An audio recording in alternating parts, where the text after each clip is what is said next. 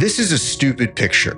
There is nothing special about it, but it perfectly explains why your music career is not going the way you want it. It's not the picture itself or the design or the creativity, but more so the story behind it.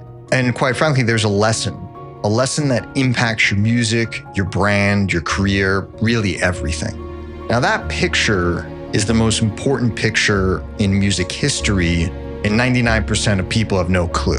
Let's discuss the story. And then we're gonna talk about the 5 lessons you can learn from it that are gonna help you break through. So many decades ago, we had these 4 guys in this band, and they're massively successful. They're very popular, they're very talented, and they're about to finish their final album.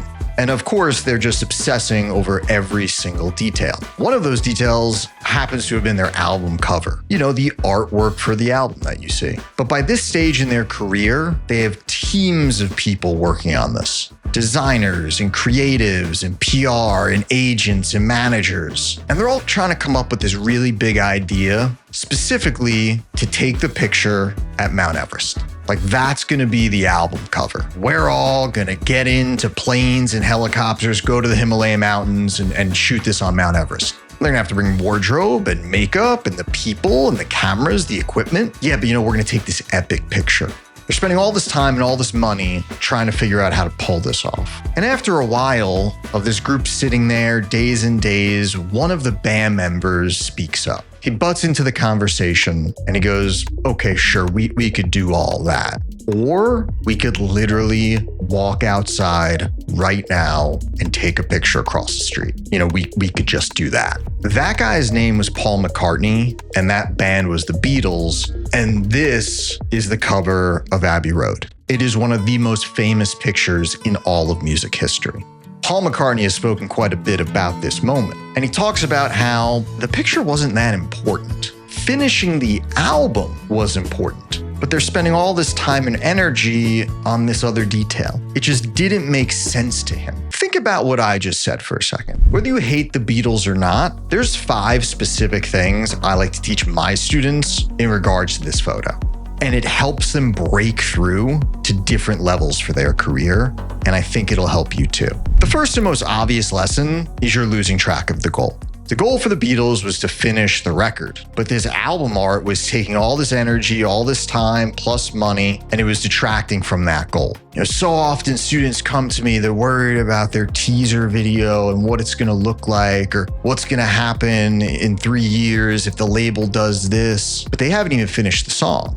You need to sit down and ask yourself, what is truly the goal? And then backtrack, what do you need to get done?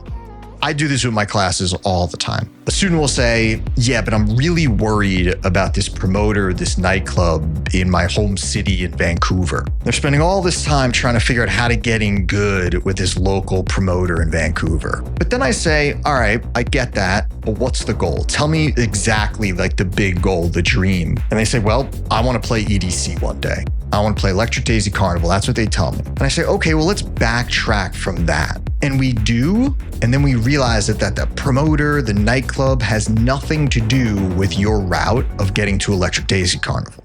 So why focus on that detail? And just a humble brag real quick, we've had 11 students in the last couple of years play EDC, and all of them got there by focusing on what matters and not losing track of the goal. The second lesson we can learn from the picture, stop making it so complicated. Why'd you have to go and make things so complicated? Please cue up some Avril Lavigne, maybe put my head on it dancing.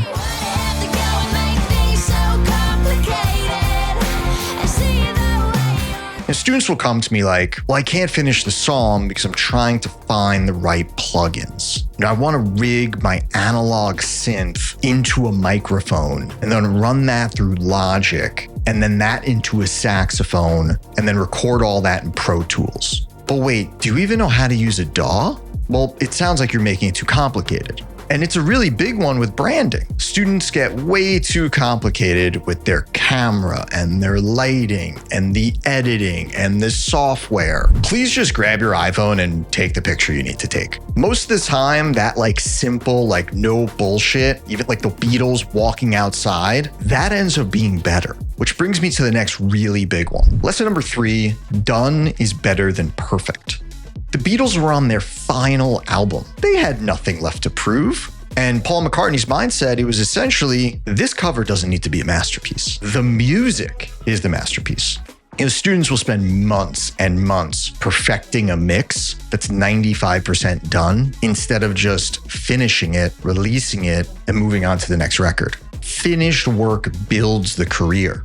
Perfect work that is never finished builds nothing.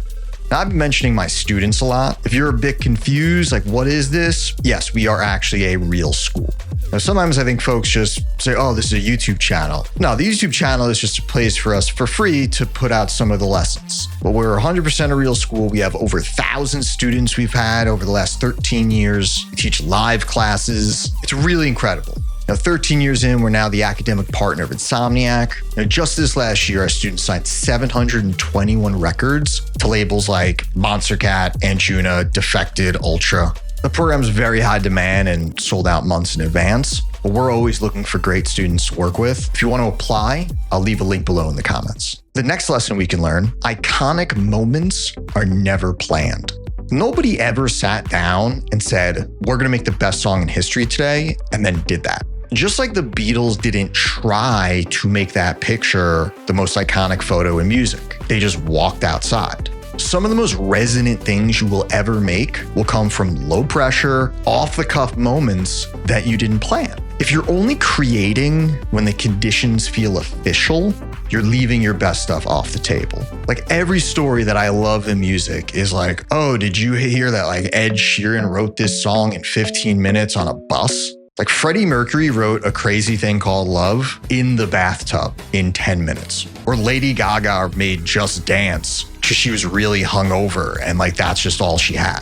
The next big lesson we can learn from this photo is constraints are a creative advantage.